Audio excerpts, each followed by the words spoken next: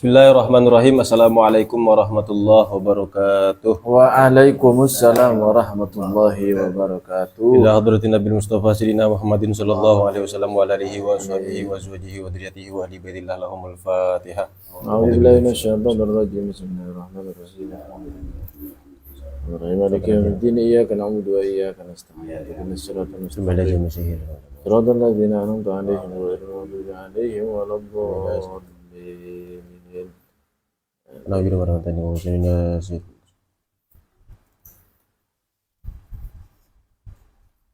Al-Fatihah. A'udzu billahi minasyaitonir rajim. Bismillahirrahmanirrahim. Alhamdulillahirabbil maliki yaumiddin. Mustaqim siratal ladzina an'amta 'alaihim ghairil waladdallin. Alhamdulillahi rabbil alamin. Assalatu wassalamu ala asyrafil anbiya wal mursalin sayyidina Muhammadin abul qasim amin wa ba'du. Rabbi shrah li sadri wa yassir li amri wa hlul 'uqdatam min lisani yafqahu qawli. Allahumma arinal haqqa haqqan warzuqna ittiba'ahu wa arinal batila batilan warzuqna ijtinabah. Radina billahi rabba wa bil islami dina wa bi sayyidina Muhammadin nabiyya wa rasula wa bil qur'ani imam, amma ba'd. Bismillahirrahmanirrahim. Kembali lagi bersama kami di kajian mampir malam anti kafir atau malam berpikir. Betul, malam anti kafir. Karena yang kita pelajari adalah akidah salah satunya. Oke, ada kabar buruk yang perlu kami sampaikan mula-mula adalah bahwa malam ini adalah kajian terakhir kami. Allah. Karena di malam-malam selanjutnya kami akan dengan senang hati menyambut bulan suci Ramadan dengan ibadah masing-masing ya, dan tentunya lebih berbeda dengan ibadah-ibadah di luar Ramadan. Dan semoga setelah itu ya, dan semoga setelah itu bisa lebih baik lagi lah kira-kira. Kita masih dalam pembahasan di bait ke-13 dalam kitab Aqidatul Awam. Syarah yang kita gunakan adalah kitab Nurud Dolam, karya dari Asy-Syaikh Al-Allamah Abi Abdul Mu'ti Muhammad bin Umar bin Ali Al-Nawawi Al-Jawi Al-Bantani rahimahullah. Bismillahirrahmanirrahim. Kita mulai. Ismatuhum kasairil malaikah wajibatun wa fadlul malaikah. Para nabi itu ismah, terjaga. Kasairil malaikah, sebagaimana semua malaikat. Wajibatun, yang wajib mereka itu terjaga dari dosa-dosa tentunya. Wa fadlul malaikah, dan mereka para nabi, para rasul itu lebih utama dibandingkan dengan para malaikat. Oke, kemarin kita sudah membahas tentang beberapa poin penting terkait dengan nazom ini. Yang pertama yang dibahas kemarin itu adalah, saya ringkas saja.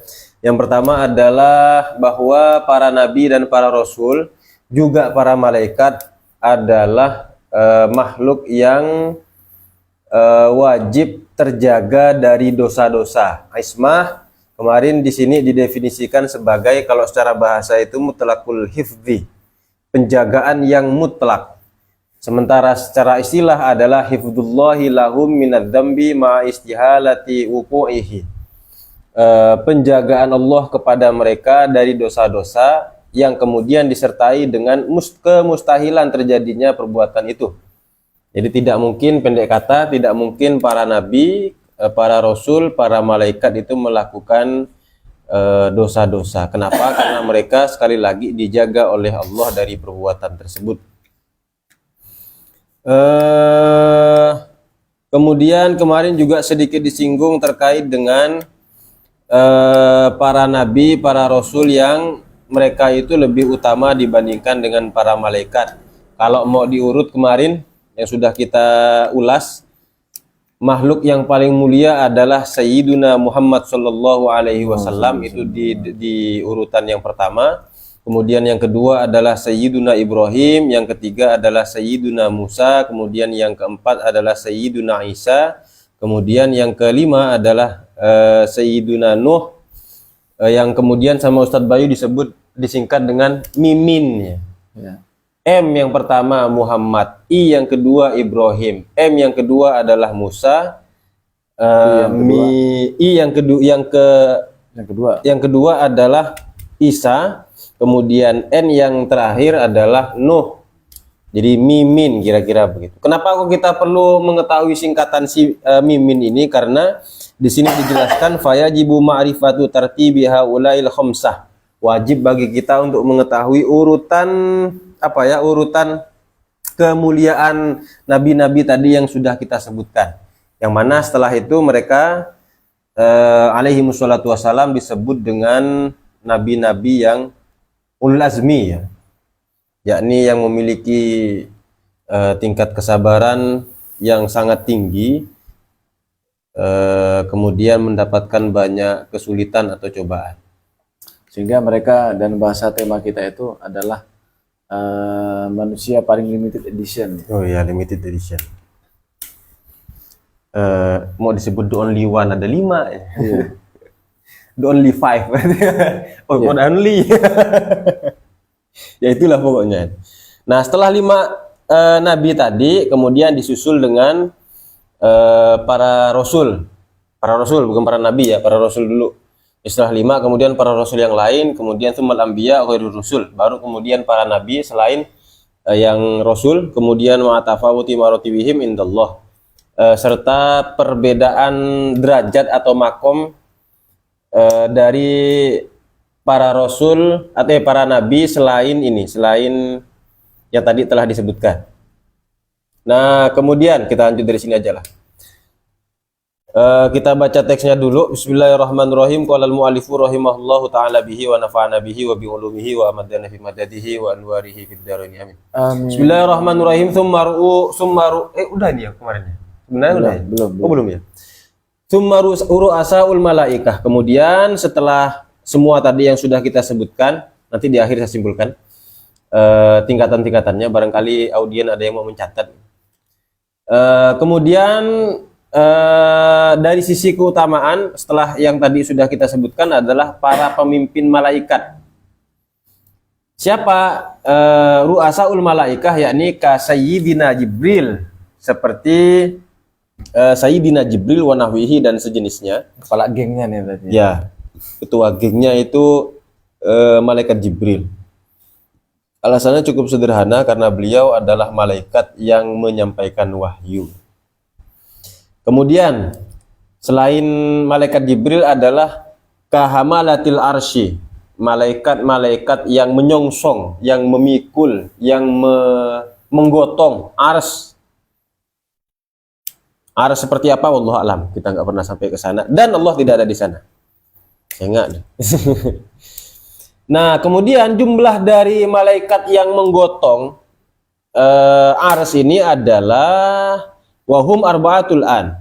Mereka itu ada 4. Sekarang ini ada 4. Dalam kondisi yang baik-baik saja, sekarang ini ada 4.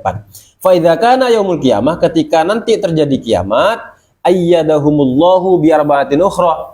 Lalu Allah itu menguatkan mereka dengan 4 malaikat lainnya. Jadi ketika itu maka tadi perlu saya tegaskan di awal bahwa, atau di sini Syekh Nawawi Al-Bantani menegaskan bahwa wahum arba'atul an. Sekarang ini jumlah mereka ada 4. Nanti ketika mau kiamat ditambah 4 lagi untuk menggotong ars itu, sehingga jumlahnya 4 tambah 4 sama dengan 8. 9, simpel aja. Ya simpel. Viral. Kemudian dalilnya adalah qala Allahu ta'ala wa yahmilu arsya rabbika fawqahum yauma idzin thamaniyah. Ini surat apa ini? Jadi saya lupa mau ngecek. Tidak ada ya di situ. Surat Al-Haqqah. Oh, Al-Haqqah ya. Ya biarin.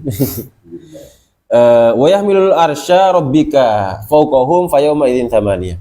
Pada hari itu ada 8 malaikat yang menjunjung atau menggotong ars Tuhanmu di atas mereka. Loh, ars kok ada di arah tertentu? Tidak masalah, bukan Tuhan kok. Ars itu juga makhluk.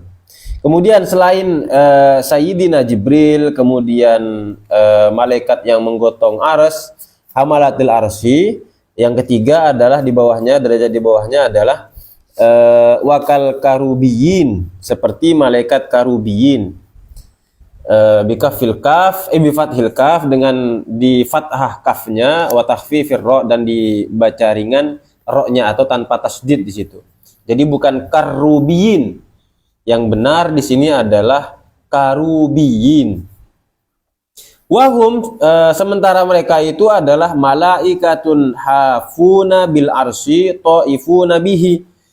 Yang disebut dengan malaikat karubiyin itu adalah malaikat yang berada di sekitar arsy dan mereka juga tawaf mengelilingi arsy. Luqiba bidzaka, mereka itu dijuluki dengan karubiyin li'annahum mutasaddiruna bid-du'ai li raf'il karbi anil ummah. Karena mereka itu adalah malaikat-malaikat yang berada di garis terdepan untuk berdoa agar umat-umat ini dihilangkan deritanya. Kira-kira begitu.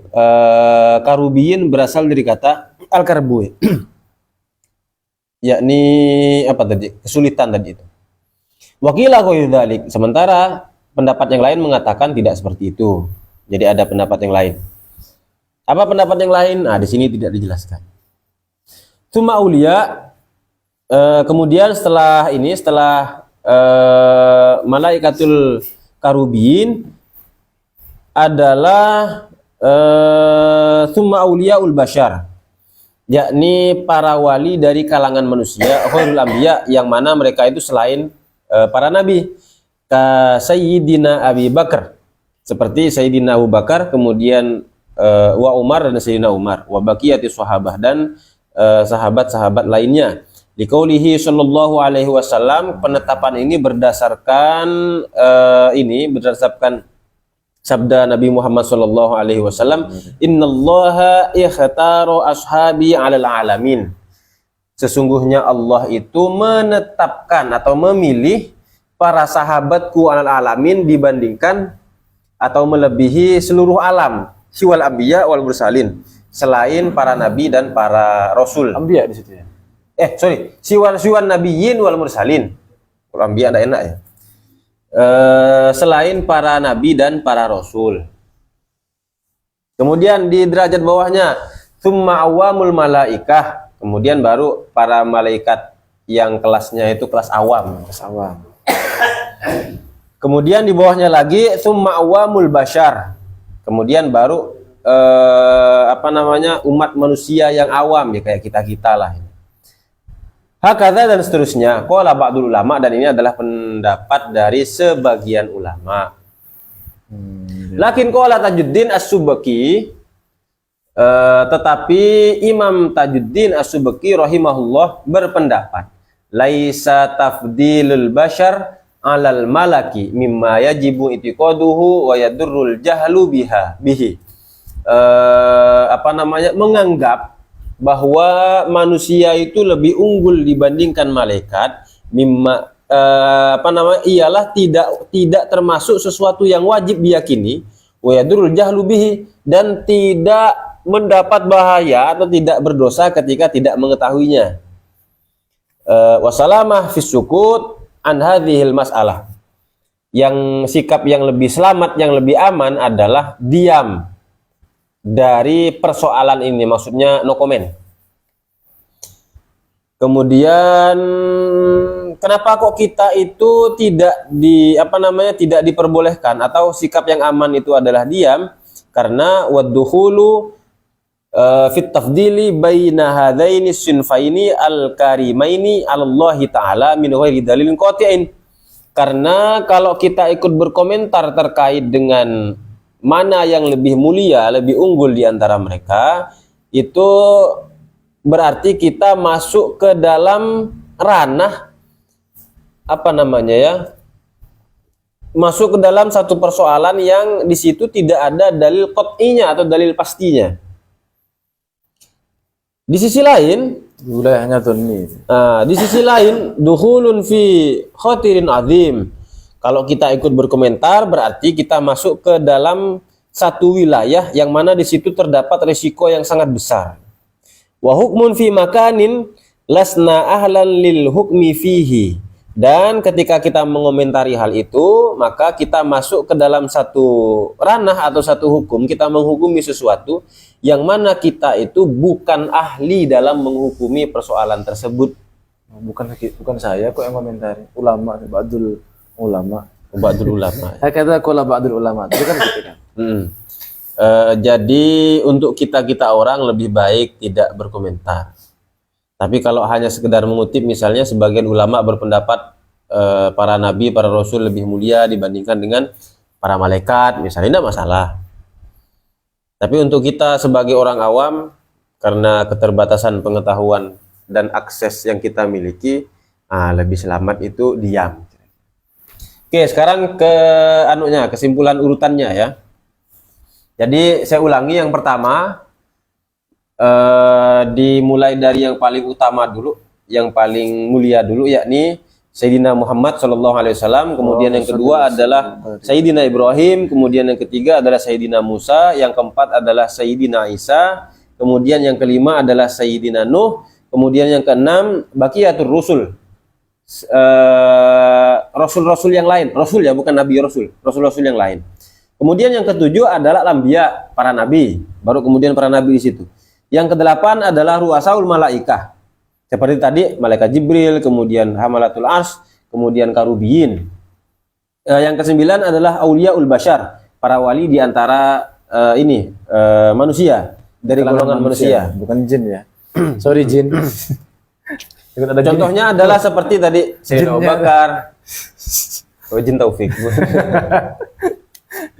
Tadi kan masih tersembunyi kan. Oh iya. Si Jannah. Sayyidina Abu Bakar, kemudian Sayyidina Umar, kemudian wabaqiyat sahabat, para sahabat yang lain. Yang ke-10 adalah Awamul Malaikah, dan yang terakhir yang ke-11 adalah Awamul Bashar.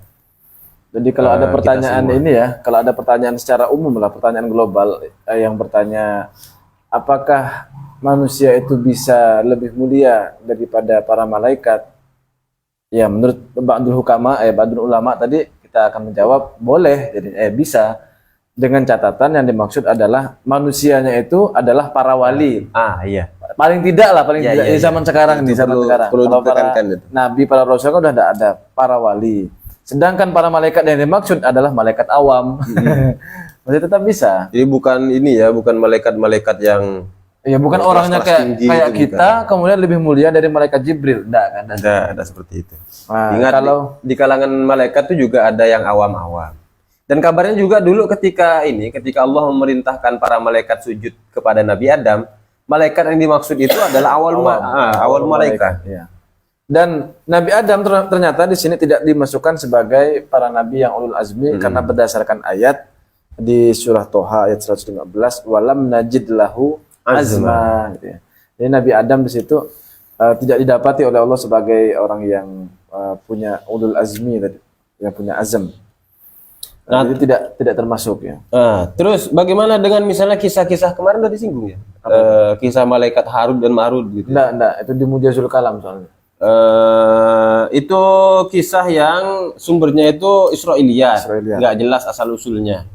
Cerita rakyat. Siapa itu di Tafsir Ibnu Katsir juga kalau tidak salah disinggung terkait dengan itu. Jadi tidak bisa kita jadikan sebagai pegangan. Tadi apanya? Iya, betul. Cuman kalau semisal ada sambil kepandasan, ada ada takwil yang lain, Harut dan Marut itu apa dan seterusnya misalnya. Kayak di Mujazul Kalam itu disebut manusia. Harut dan Marut itu adalah manusia yang saking solehnya di zaman itu sampai seolah-olah ini manusia setengah dewa, kira-kira gitulah kalau bahasa sekarang. Iya. Manusia berhati malaikat, kira-kira begitu. Kalau di buku ini Tauhidul Anbiya itu disebutkan bahwa malaikat Harut dan malaikat yang diturunkan sama Allah itu punya nama. Itu terjemahan kah ini? Iya, terjemahan. Lihat ke Gramedia ada, saya belilah. Karena toko kitab di Singkawang tidak ada, yang ada cuma punya Wahabi. Adanya punya Wahabi. Di Pontianak juga kami tidak punya akses ke sana. Ada 3 malaikat kata yang diturunkan itu. Yang pertama adalah Azza, yang kedua adalah Azaya, dan yang ketiga adalah Azail. Ada 3. Tadi saya juga cari-cari terkait dengan Harut dan Marut itu apakah malaikat dengan golongan atau geng Harut, satu geng Marut begitu? Ternyata enggak, Harut Marut itu nama ini, nama asli malaikatnya. Nah, itu terkait dengan malaikat Harut dan Marut. Jadi itu tidak bisa dibenarkan. Seandainya yang dimaksud Harut dan Marut itu adalah malaikat. Bertentangan klaim seperti itu dengan ayat-ayat di dalam Al-Qur'an yang menyebutkan bahwa malaikat itu hanya taat kepada Tuhan, didesain dengan taat kepada Tuhan. Berarti kalau ada penceramah yang berceramah menjadikan malaikat Harut dan Marut sebagai malaikat, Pasti salah. dan boleh dikomen ya. Pasti salah. Kan ayat jelas itu. Kemudian yang kedua, poin tambahan yang kedua adalah bahwa meskipun para nabi, rasul dan malaikat ini ismah terjaga, kita perlu melihat di situ bahwa ada perbedaan sebenarnya ismahnya para rasul dengan para malaikat. Perbedaannya adalah di nafsu. Jadi kalau para nabi terjaga, di sisi lain mereka itu juga dibekali dengan nafsu. Sementara malaikat terjaga, tapi mereka itu tidak disertai dengan nafsu. Dilihat dari sisi tabiatnya ya. Kalau saya pribadi sih ya ini ketika melihat penjelasan seperti ini kan bisa dibilang klasifikasi makhluk itu kan. Bisa dibilang klasifikasi makhluk. Justru malah menunjukkan kayak Allah itu kan menciptakan malaikat, menciptakan iblis, menciptakan binatang, menciptakan benda mati, menciptakan manusia. Itu untuk menunjukkan bahwa Tuhan bisa menciptakan jenis-jenis makhluk yang mereka itu punya tabiat yang berbeda. Misalnya Tuhan menciptakan, seandainya Allah hanya menciptakan manusia saja yang kadang berbuat baik, kadang berbuat buruk misalnya.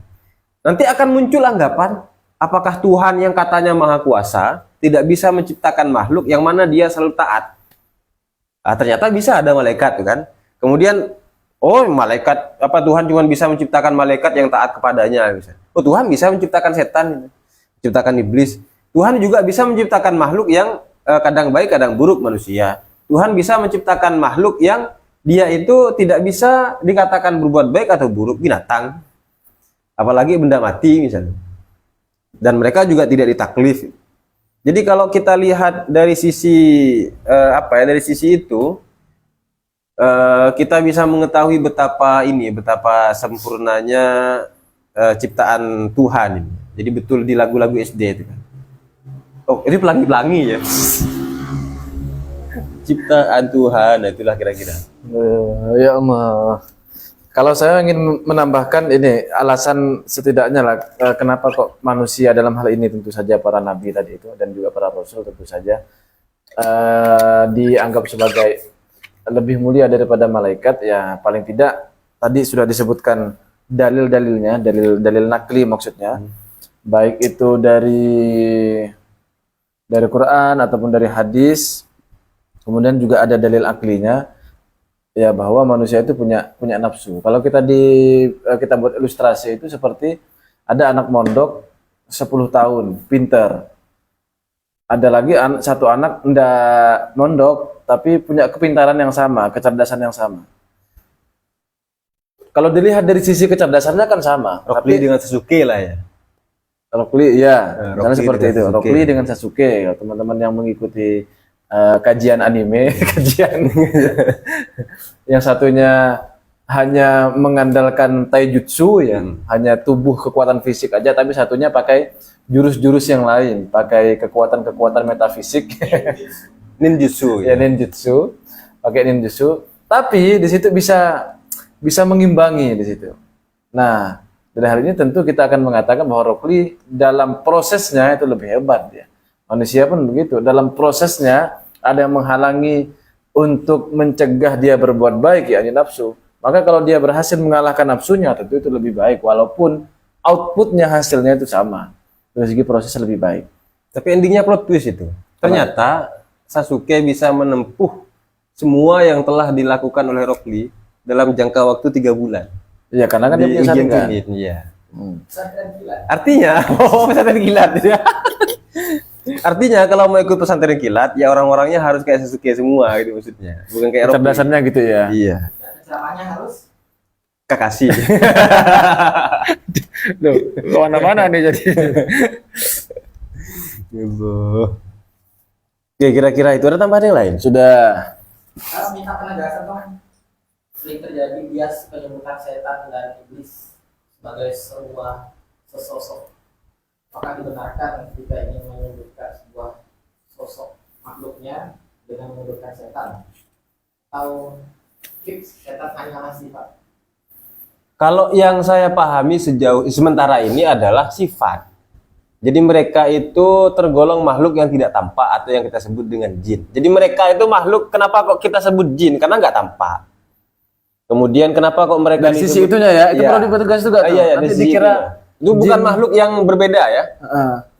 Jadi soalnya kan dalam konteks itu ya kayak surga pun jin karena tidak nampak. Orang sebelah jin. Loh. Ya, sebelah sana. Orang sana kan tidak nampak semua. Maksudnya raju. Anggaplah entitasnya itu iblis berarti ya.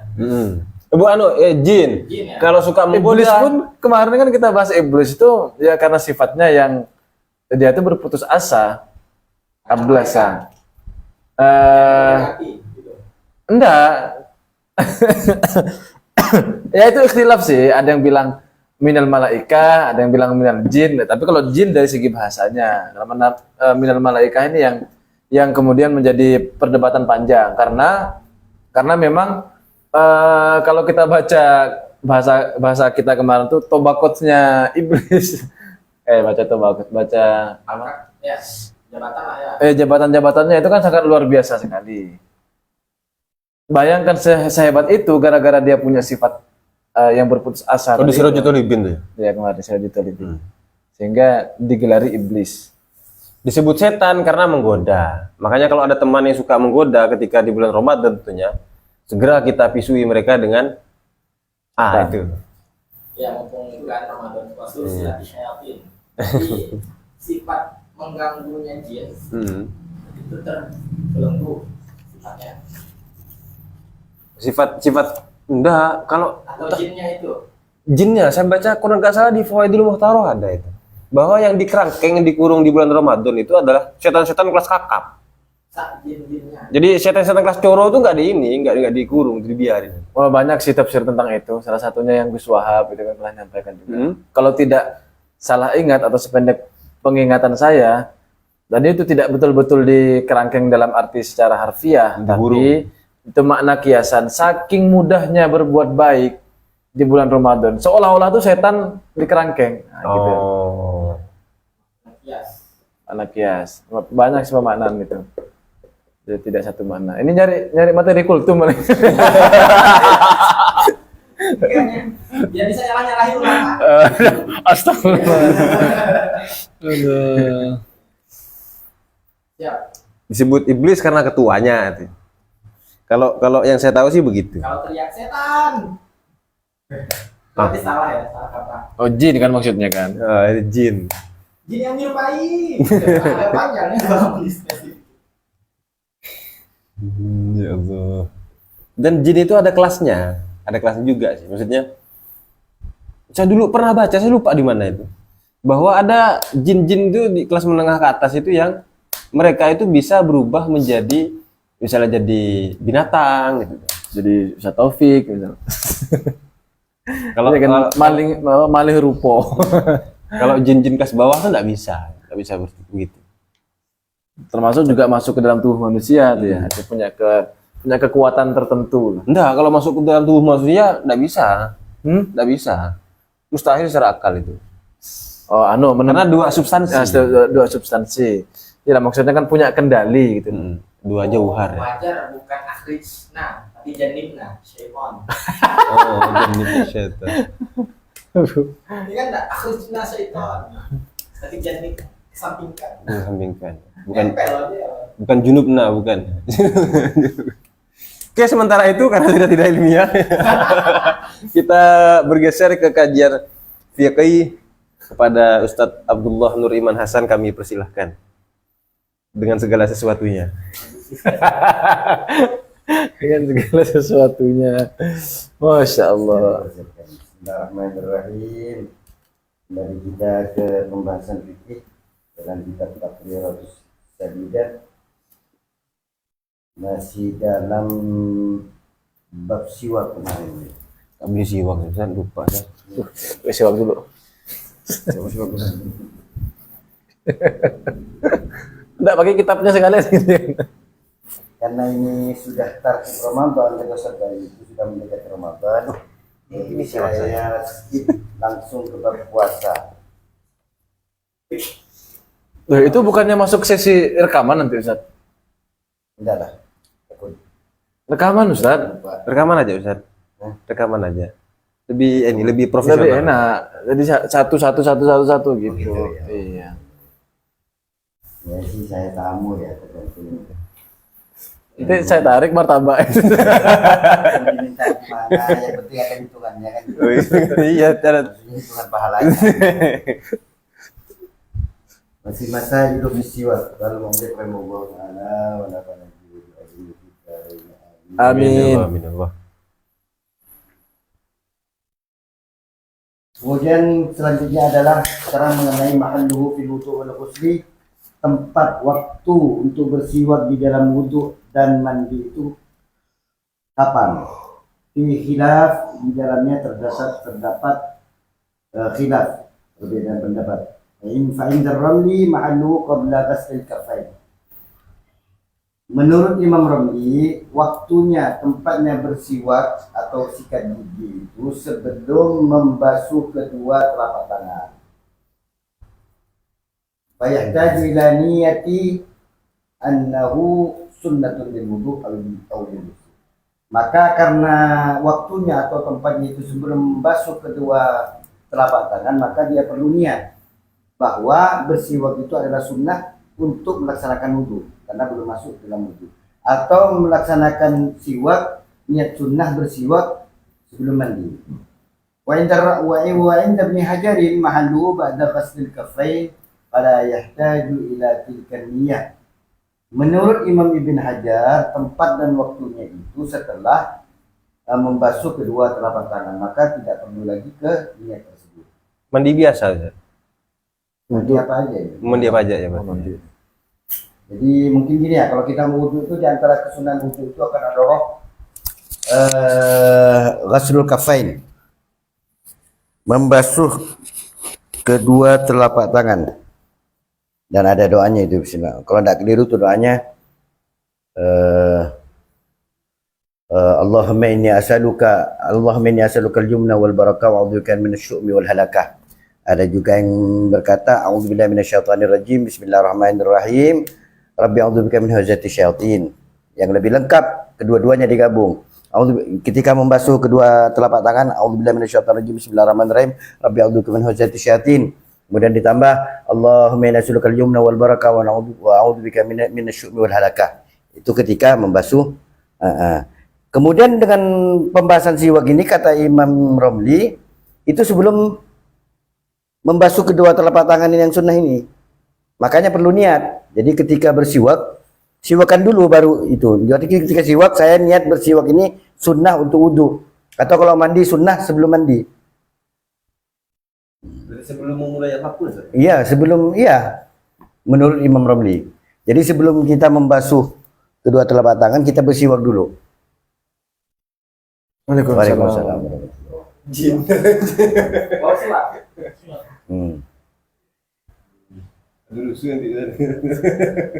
Kalau tidak keliru doanya itu Allahumma bayyid bihi asnani wa syudda bihi lisati wa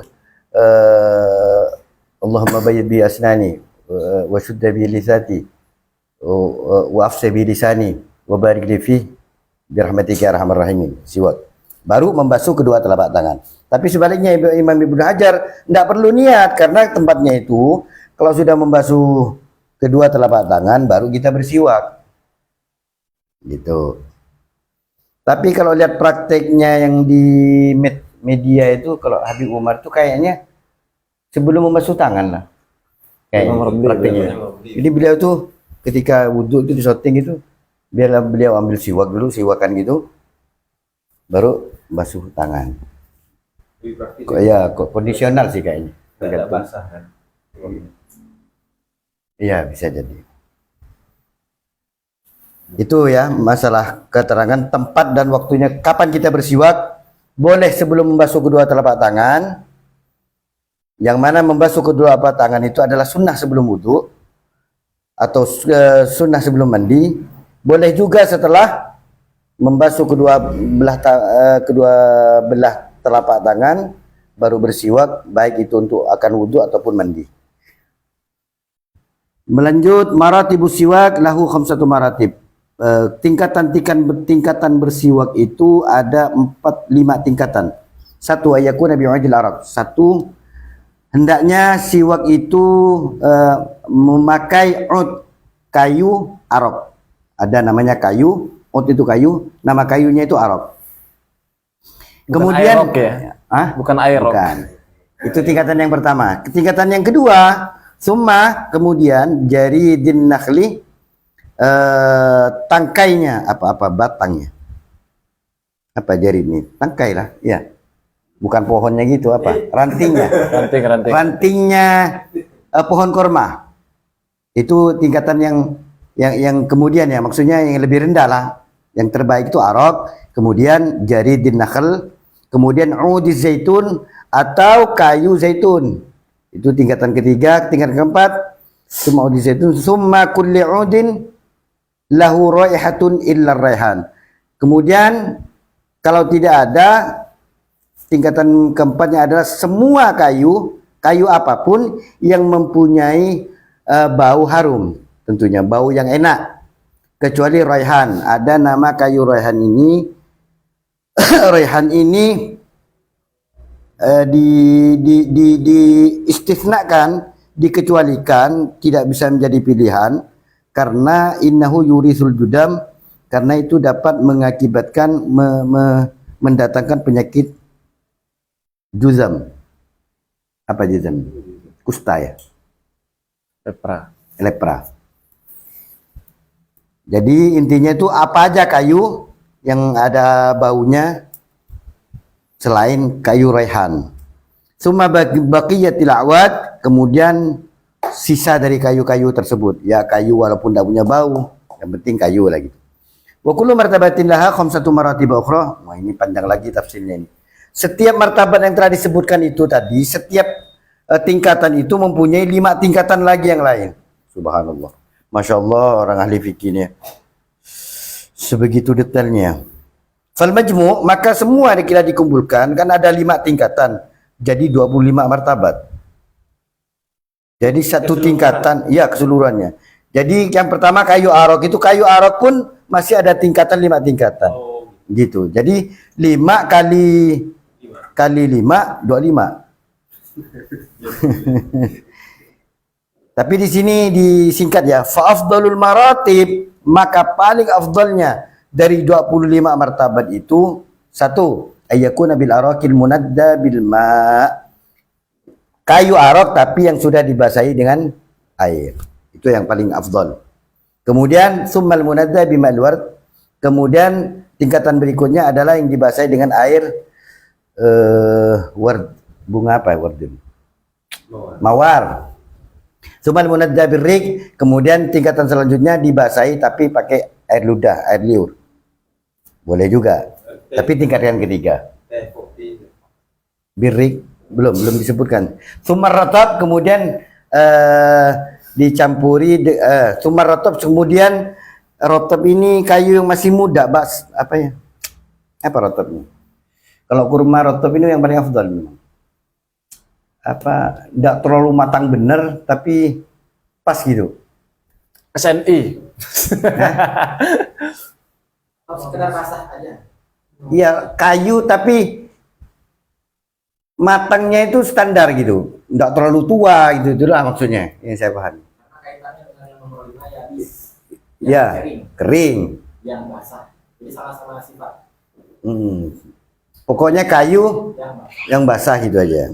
Sumal yabis, dan tingkatan kelima tadi, yang terakhir tingkatan kelima adalah dari sekian yang 25 itu yang kering, yang tidak basah.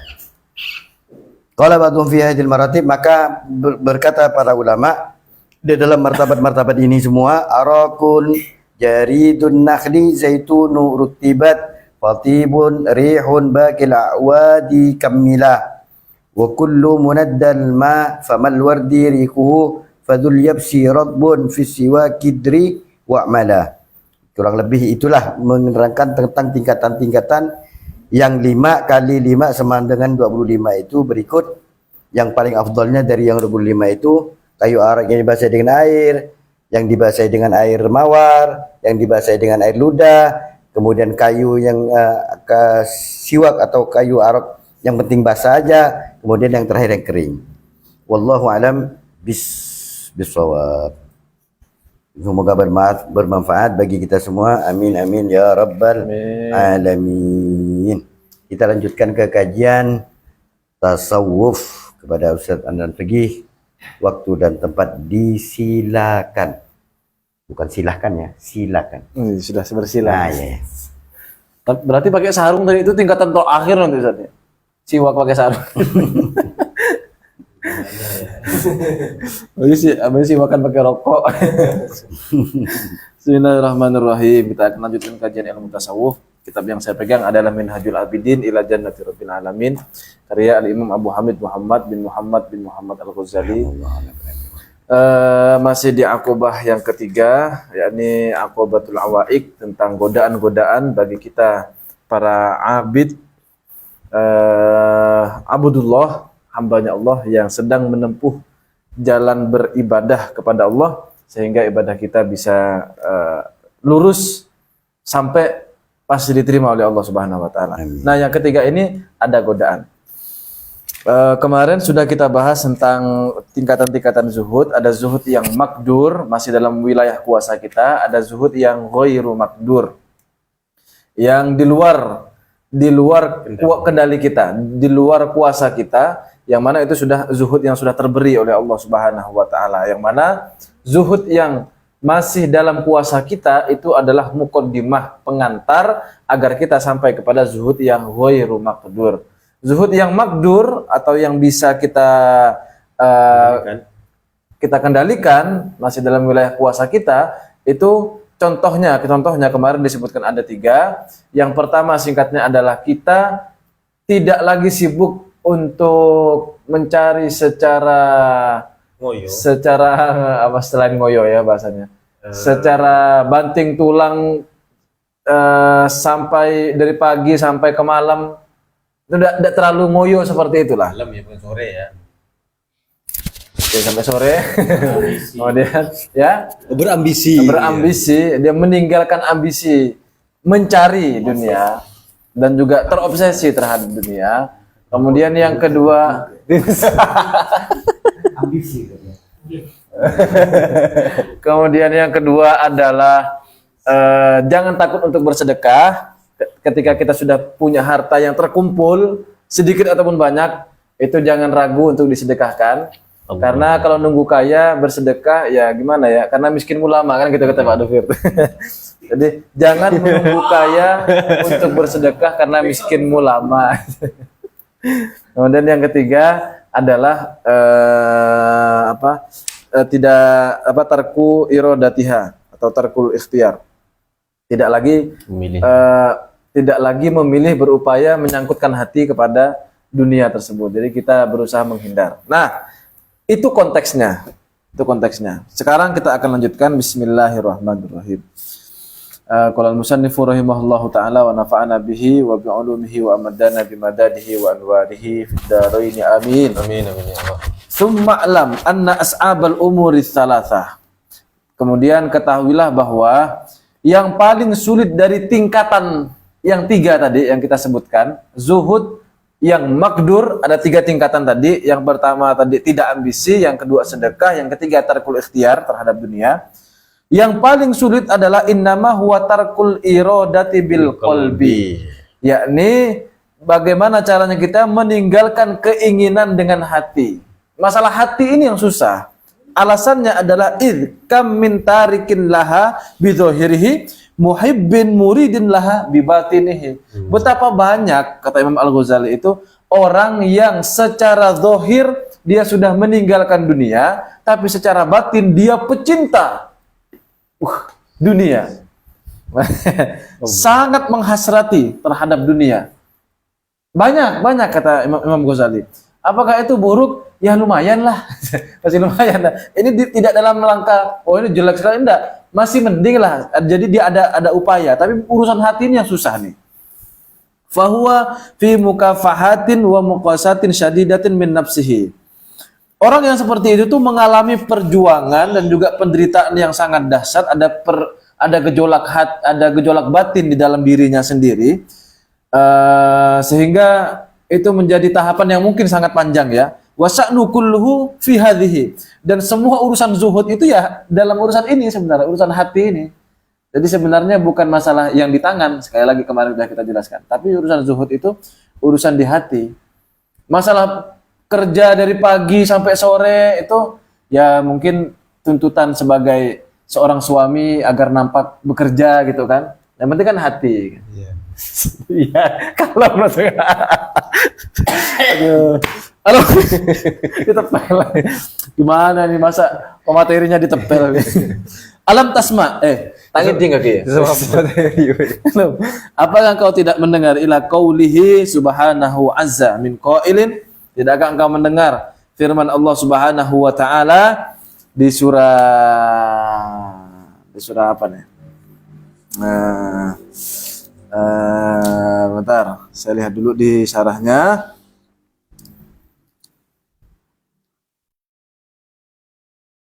Surah apa nih? Bacakan nanti Taufik tahu. Oh, Taufik tahu. Bismillahirrahmanirrahim.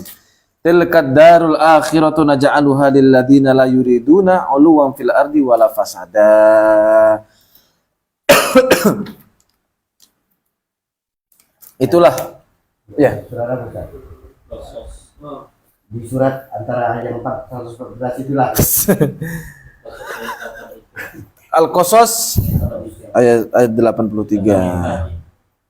Loh, Sebelah kiri, atas bawah. tergantung cetakan. Oh iya. Itulah negeri akhirat yang kami jadikan negeri akhirat itu untuk orang-orang yang tidak menghasrati atau tidak ada keinginan dunia. Uluwan fil ardi wala fasad, tidak ada keinginan hasrat, ambisi dan juga apa tadi?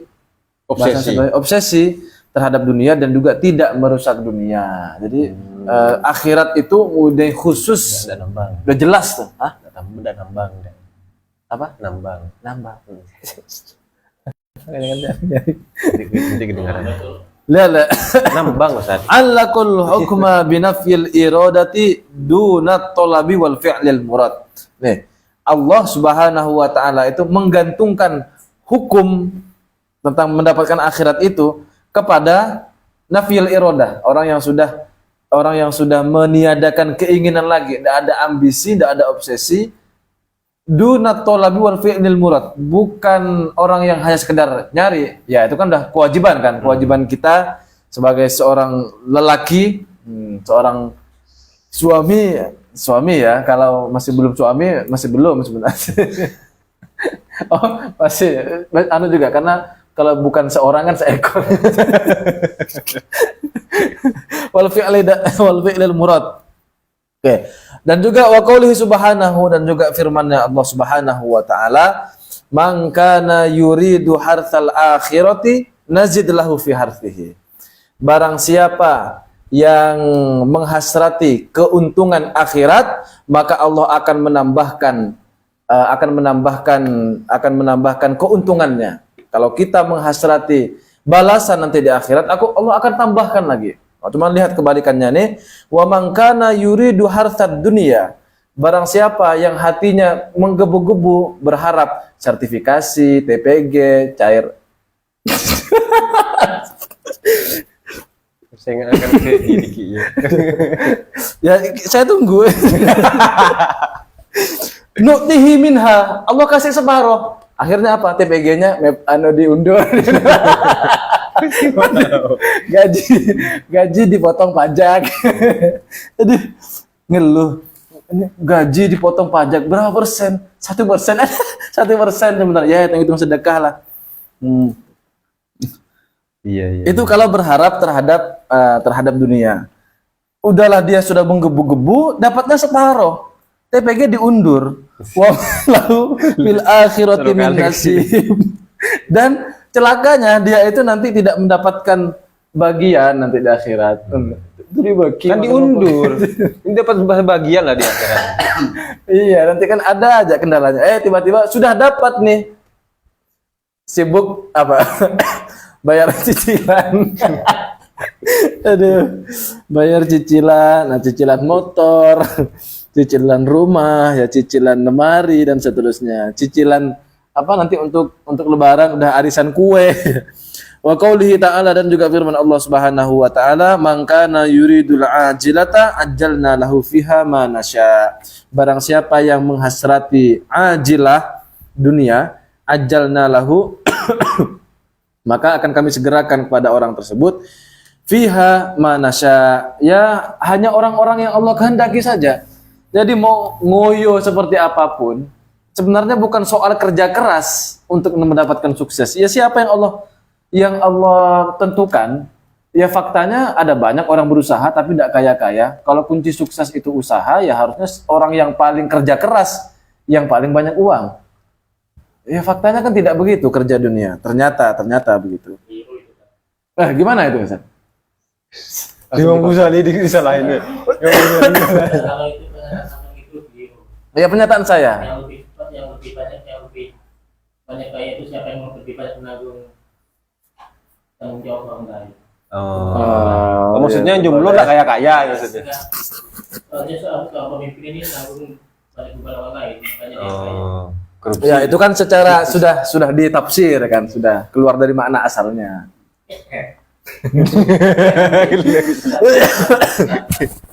Wa qaulihi, dan juga firman Allah Ta'ala, wa man aradal akhirata wa sa'alaha sa'yaha. Nah, ini ada lanjutan lagi ayat sebenarnya. Barang siapa yang menghasrati akhirat dan dia sudah berusaha dengan usaha yang sungguh-sungguh, wa huwa mu'minun. Nah, ayat lanjutannya sebenarnya begitu. Dan dia adalah orang yang beriman, faulaika kana sa'yukum maskuro. Dan mereka itulah orang-orang yang usahanya akan dibalas dengan sebaik-baiknya oleh Allah Subhanahu wa taala. Kalau dia ngoyo di urusan akhirat. Al-ayah. Amataro al-isyarata kullaha ilal iradah. Coba diperhatikan tuh isyarat-isyarat dari Quran tadi itu semuanya itu mengacu atau merujuk kepada iradah, kepada hasrat, kepada hasrat akhirat sebenarnya. Fa amruha huwa al-muhimmu idzan. Dengan begitu berarti urusan iradah ini, urusan keinginan, ambisi, obsesi kita terhadap dunia ataupun akhirat itu sebenarnya yang paling utama. Mana tadi? Yang paling penting sebagai satu konsekuensinya. Lakin al-abdu idza wadhaba wastaqama 'alal awwalaini, akan tetapi seorang hamba itu kalau dia sudah tekun, sudah beristiqomah terhadap dua hal yang pertama.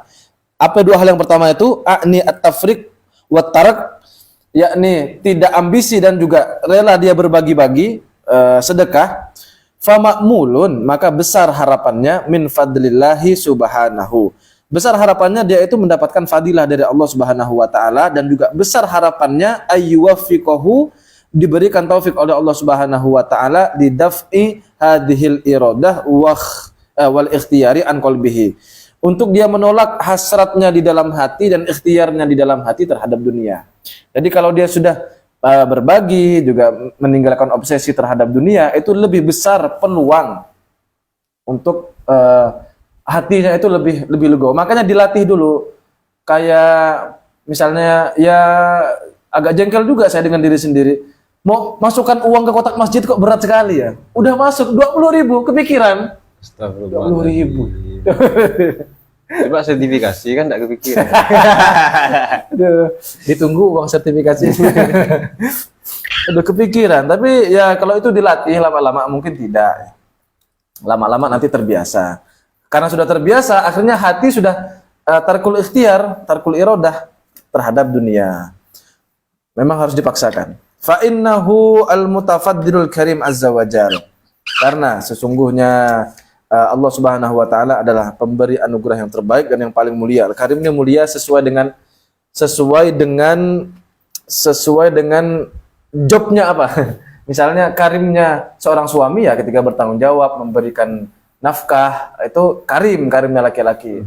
Karimnya perempuan ya taat dengan suami, melayani sepenuh hati, tidak ngomel-ngomel, dan seterusnya, itu karimnya perempuan. Nah, karimnya Allah, ya yang pantas untuk Allah Azza wa Jalla. Tsumma alladzi yab'atsu 'ala tarki wat tafriq. Kemudian gimana ya? Agar dapat dengan mudah untuk menanggung lelahnya mengejar dunia dan juga sulitnya untuk berbagi, wa yuhawwinu 'alaika dzalika, dan agar menjadi mudah bagimu hal tersebut, dua hal tadi yang kita sebutkan itu. Gimana caranya agar kita itu bisa dengan mudah tidak ambisi terhadap dunia? Gimana caranya agar kita dengan mudah bersedekah? Caranya adalah dzikru afatid dunya wa ayubuha, yakni melihat, mengingat-ingat toksiknya dunia dan aib-aibnya dunia, bahwa dunia ini punya banyak sekali penyakit-penyakit yang tidak terlihat oleh mata. Wa qad aktsarun nasu alqaula fi dzalika. Udah banyak dah ulama-ulama yang bilang seperti itu tuh banyak sekali. Faminhu, di antaranya ini qaulu ba'dihim. Sebagian pernyataan mereka para ulama ini cukup bagus bahasanya ini. Taraktud dunya likillati ghunaiha wa kasrati anaiha wa sur'ati fanaiha wa khissati syurakaiha. Nah, bagus bahasanya itu. Kira-kira sifat dunia itu 4 nih kan? Ada 4 nih. Sifat dunia itu sedikit manfaat, banyak penat, hilangnya cepat, isinya cacat. Nah, gitu kira-kira. Jadi sifatnya dunia yang pertama adalah qillati ghunaiha, sedikit sekali manfaatnya. Wa kathrati anaiha, banyak sekali lelahnya. Penat jadinya kita mencari itu. Semakin kita mau banyak uang, semakin capek, semakin lelah kita berjuang. Wa sur'ati fanaiha, cepat hilangnya. Wa khussati syurakaiha, dan juga hinanya itu atau keburukannya itu syuraka. Ya, ada plural, banyak lah. Hah? Ini syurga ya. Iya. Qala Syekhul Imam rahimahullah. Nah, di situ Imam Abu Bakar Al-Warraq rahimahullah. Lalu saya lihat biografinya. Ini bukan guru secara langsung ternyata, tapi ya guru secara spiritual, guru keilmuan secara genealogi, tapi tidak belajar secara langsung. Tapi mohon dikoreksi kalau salah. Qala Syekhul Imam rahimahullah. Yang mana ini adalah pernyataan Imam Abu Bakar Al-Warraq. Apa kata beliau? Lakin yaji'u min hadza raihatur raghbatil faihah. Nah, ini kata Imam Abu Bakar Al-Warraq nih. Namun ini kita berbicara tentang mencintai dunia ini. Dari hal ini itu sebenarnya terkait orang yang sudah cinta dunia itu ada raihatur raghbatil faihah. Sudah tercium aroma keinginannya yang semerbak. Artinya tanda-tanda orang yang cinta dunia saking jelasnya kira-kira begitu. Itu terendus itu. Oh, Terendus. Cinta dunia ya kira-kira begitu. Jadi orang, oh ini cinta dunia nih. Walaupun dari segi tampilan misalnya, dari segi tampilannya lusuh misalnya, bukan gelarnya apa misalnya. Loh. Dan seterusnya ya. Apa cirinya? Li'anna man syaka firaqo ahadin ahabba wisolahu. Ini cirinya nih. Sesungguhnya orang yang dia itu curhat mengadukan tentang perpisahan dia dengan seseorang, itu menunjukkan bahwa dia merindukan perjumpaan dengannya. Gas, resign. Biar kita. Aduh, saya udah putus dengan si Anu tuh. Kalau ada orang ngeluh begitu, berarti dia itu lebih senang kalau berjumpa, kalau bertemu, kalau tetap punya hubungan, kan begitu. Kalau ada orang yang sambat, sudah pesere. Berarti sudah fix itu. EPG diundur. Takut dipecat. Dan saya takut dipecat ya. Aduh, gimana nih, saya terancam untuk dipecat nih, gimana? Dinarang pekerjaan ya. Nah, oh iya, tidak hanya itu sebenarnya, dan juga misalnya gimana ini pulang khutbah kok segini cuman amplopnya, nah gitu. Biar kita semua kena gitu. Kirain Khotib semua ini ternyata nih di ruangan ini. Granny ini, gimana ayam ini gak banyak-banyak? Udah masuk gitu. Zut farm.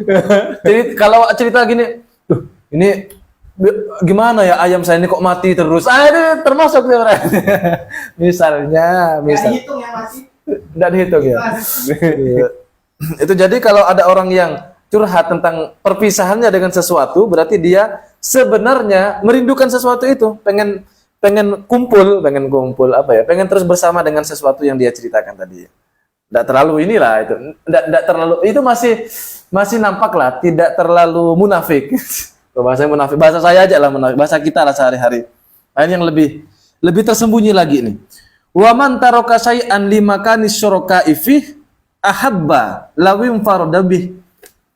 Kalau ada orang yang meninggalkan sesuatu karena sesuatu itu dimiliki banyak orang, maka sebenarnya dia lebih suka, lebih mencintai kalau dimiliki sendirian.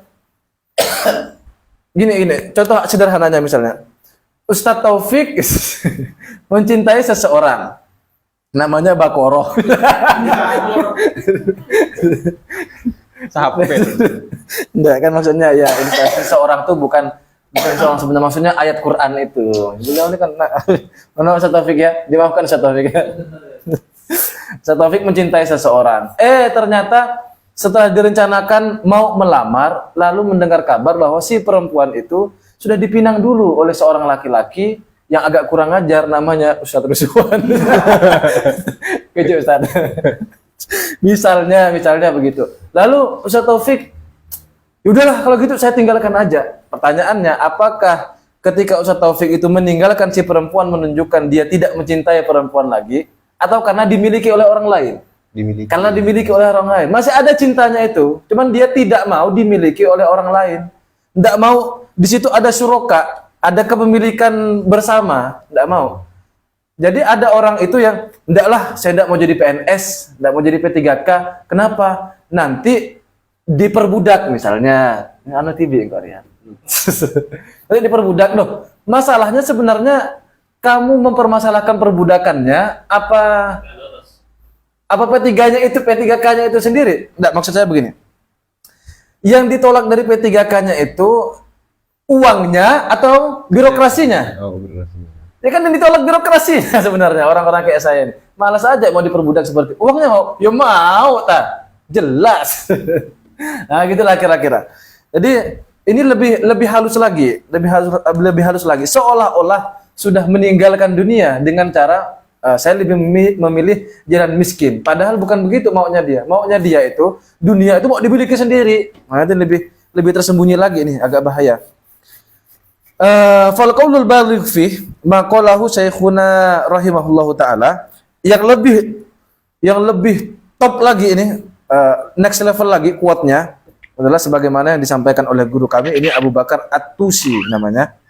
Kalau saya lihat di syarahnya ya, yakni innad dunya aduwullahi azza wajal. Sesungguhnya dunia itu adalah musuhnya Allah azza wajal. Wa anta muhibbu, sedangkan engkau adalah pecintanya Allah. Wa man ahabba ahadan, barang siapa yang mencintai Allah, maksudnya di situ, abghadu aduwahu, pasti dia akan membenci musuhnya. Saya bersahabat dengan Ustadz Taufik. Ini saya dekat sekali dengan Ustadz Taufik. Kalau Ustadz Taufik itu tidak suka dengan Ustadz Ruswan, maka otomatis kalau saya mencintai Ustadz Taufik, saya akan membenci juga dengan Ustadz Ruswan. Nah gitu. Dunia ini musuhnya Allah. Kalau kita ngaku mencintai Allah, memusuhi dunia harusnya. Atau logikanya bisa dibalik. Logikanya bisa dibalik. Kalau dunia itu adalah musuh Allah, kalau kita cinta dunia, ngeri sekali. Berarti musuhnya Allah. Kita nggak cinta ke dunia, TPM aja. Teman tapi masyarakat. Iya. Aduh, saya baca kan enggak terlalu ngeri lah awalnya. Ketika baca sesuai dengan teks ya, inna dunya aduwullah azza wa jalla anta muhibbu wa man ahabba ahadan abghadu adwa. Enggak terlalu inilah. Lalu setelah dapat mafhum, lalu logikanya dibalik, mafhum mukhalafahnya. Kalau berarti kalau kita cinta dunia, berarti musuhnya Allah. La haula wala quwata illa billah. Ngomong begitu sambil ngopi, yang mana harga kopinya 20.000. Tapi dihibur dengan hadis yang lain itu. Gimana? Al-alim habibullah gitu kan.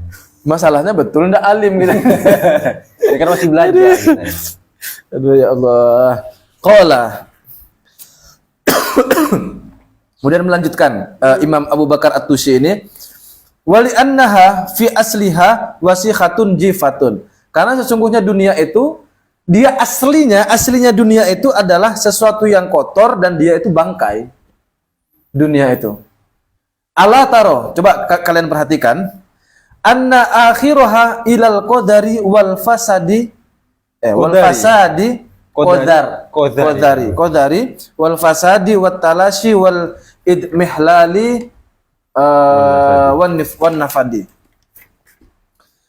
Coba perhatikan, saya juga akhirnya mikir-mikir juga ya. Akhirnya dunia itu pasti akhirnya menjadi kotoran. Seenak apapun makanan, ujung-ujungnya akhirnya itu jadi kotoran. Jadi Kepiting Alaska misalnya. Kepiting Alaska yang di sini harganya berapa? 1 juta lah, 2 juta ya. 2 jutaan kira-kira kepiting Alaska. Semahal itu ujung-ujungnya ya jadi kotoran. Mau apa? Mobil semewah apa? Ya ujung-ujungnya rusak, ujung-ujungnya lenyap, ujung-ujungnya ya pada akhirnya dia musnah dan habis. Itu sifat dunia itu selalu begitu. Lakinnaha akan tetapi jifatun dummihat bitibin. Dunia itu adalah bangkai, tapi dia dilumuri dengan wewangian, dikasih parfum yang banyak sehingga seolah-olah aromanya dari jauh, wangi nih, wangi. Nah, kira-kira begitu.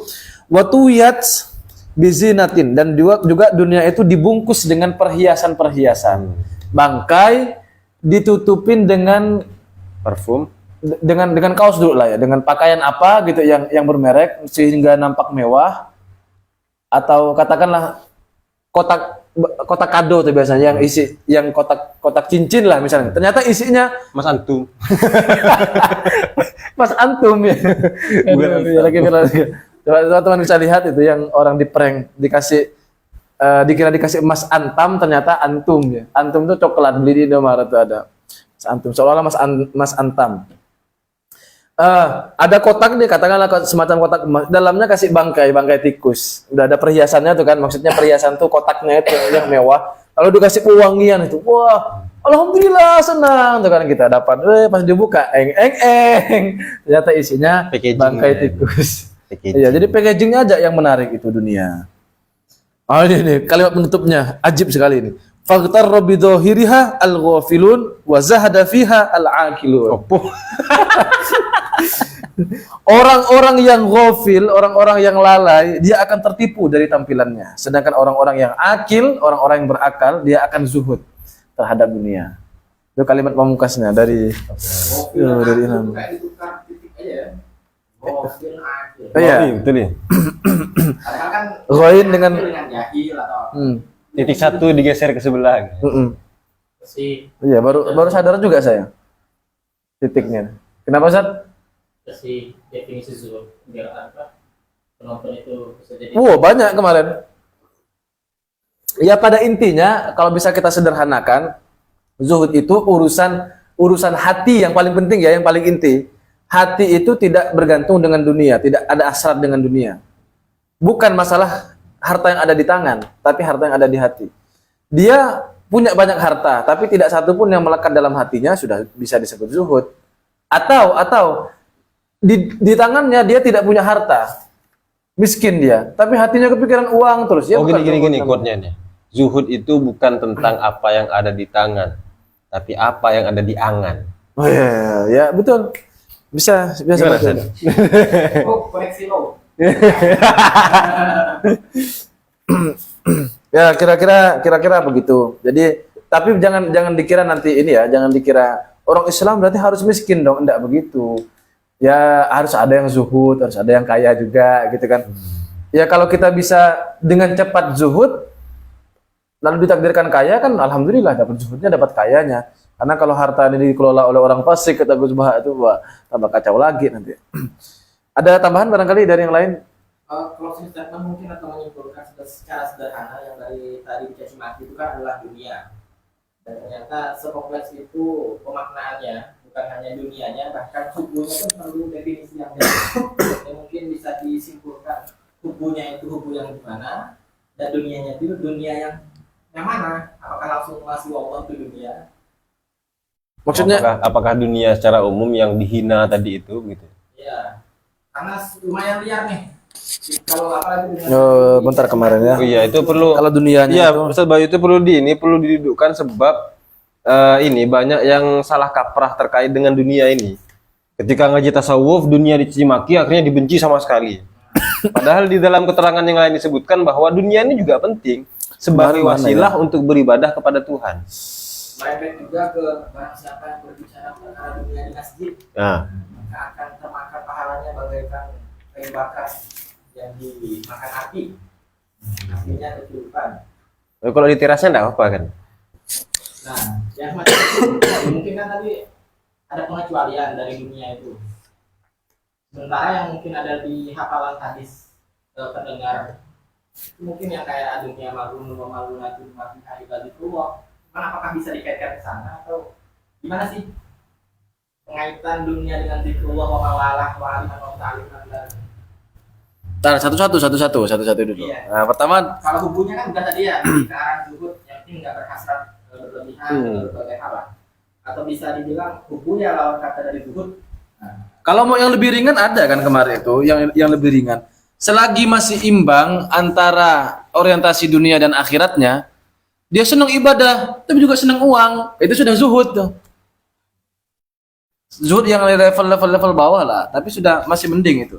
Karena nanti kan definisi zuhud ini banyak sekali, cuman yang paling ahsan itu sudah paling ya. Yang paling bagus, yang paling hasan harusnya begitu. Adalah tadi sudah kita sebutkan itu masalah kosongnya hati dari dunia, bukan kosongnya dunia di tangan. Tapi ini adalah zuhud arifin. Yang lebih tinggi lagi adalah zuhudnya muqarrabin, adalah zuhud fi ma siwallah minad dunya wa jannah. Bahkan selain Allah, termasuk surga. Jadi dia tidak menginginkan surga. Tolong kecilin levelnya. Itu kan muqarrabin. Iya. Muqarrabin. Kalau misalnya Lebih relate gitu. lebih relate, cari yang relate ya tadi itu. Selagi masih imbang antara dunia dan akhiratnya, itu sudah masuk dalam definisi pertama. Pagi kerja, malam ngaji gitu dia. Iya, kalau ngajinya enggak ngantuk ya. Iya. Saya nggak boleh. Tiba-tiba kemah.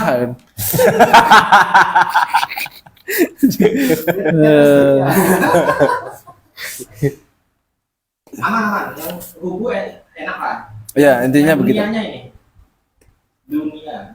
Dunia. Saya cari-cari, intinya begini. Kemarin juga ada saya singgung sebenarnya. Jadi dunia yang dimaksud itu dunia yang memang semata-mata untuk kesenangan, bukan yang diperuntukkan akhirat. Dunia yang dimaksud ini, kalau misalnya dia punya dunia satu tidak melekat di hatinya, lalu banyaknya dunia ini untuk apa? Orientasinya akhirat, tidak masalah tuh, tidak terhitung sebagai dunia. Walaupun dia secara zahir dunia, tapi secara batin karena orientasinya akhirat, dia menjadi akhirat nilainya. Nah, terbesit nih misal. Aduh, iPhone-ku jatuh. Itu kan untuk aku merekam live ceramahku. Hati-hati itu ucapan itu, benarkah sebenarnya yang dia aduhkan karena itu untuk ceramah? Dalam hati. Itu kejujurannya begitu ya, kejujurannya begitu. Ya berarti itu masih imbang antara dunia dan akhiratnya. Masih aman sudah itu. Masih imbang ya. Masih imbang. Yang apa tadi? Atas yang mukarrabin berarti. Tinggal ini aja kita bandingkan dengan kebalikannya. Kalau bukan iPhone, HP biasa, aduh enggak? Masalah. Oh sama, kalau sama aman. Nokia. Ya mungkin apa? Simulasinya HP-nya jatuh, iPhone misalnya. Oh enggak apa, ya Allah. Itu ya yang mukarrabin. Enggak apa lah, tapi nggak mau ganti. Atau inilah motor Vilano misalnya. Cek maksudnya. Maksa banget. Teknisnya gitu loh. Kalau mukarrabin berarti Motor baru keluar dari dealer nih, lalu calar, dilap, nah itu masih hubud dunia, dia kan? Iya. Saya mau kan? nggak masuk arifin. Hah? Arif itu nggak masuk. Judul Arif itu. Enggak lah. Jauh lah itu maksudnya. Jauh. Masih jauh sekali. Itu bentuk akhirat ya. Aduh, kayak saking menggebu-gebunya tuh. Tiap hari Rabu nih batuk terus. Gitu, Ustaz. Batuk akhirat betul ini Ustaz. Aduh. Itu dia. Apa lagi Ustaz Boy tadi Ustaz Boy? Intinya dibumbui akhirat lah.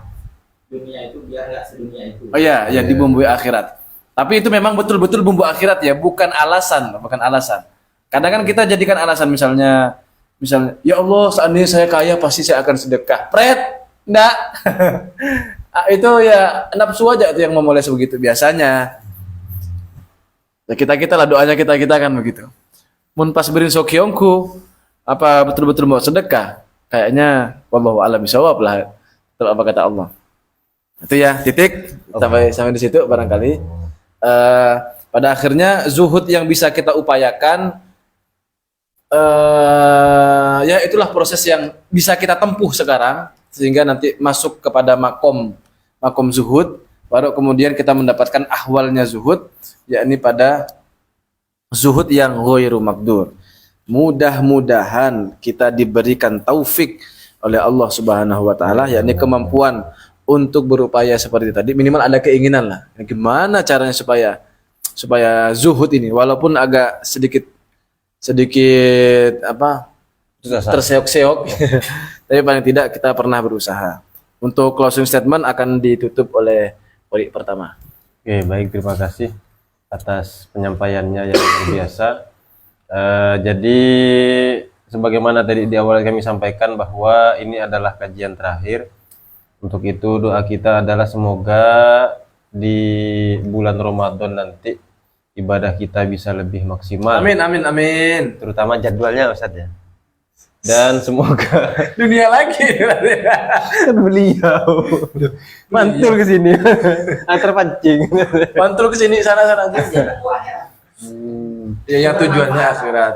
Kalau bukan kita kan nanti Wahabi yang ngisi gitu. Jadi Ya, ada melaksanakan sunnah-sunnah Nabi berupa siwak tadi salah satunya.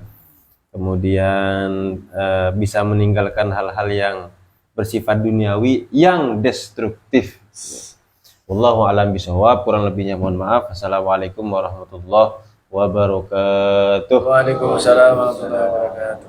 Ini perlu enggak? Kami dari Majelis Mampir mengucapkan enggak ya? Belum ucap, Boys. Selamat Ramadan dan merayakan Idul Fitri. Oh gitu ya. 447 Hijriah. Kita kozar gue. Marhaban ya Ramadan. Kita pada bulan-bulan waktu ini maksudnya siapa yang micit ya? Oh. Gue dong. Disco.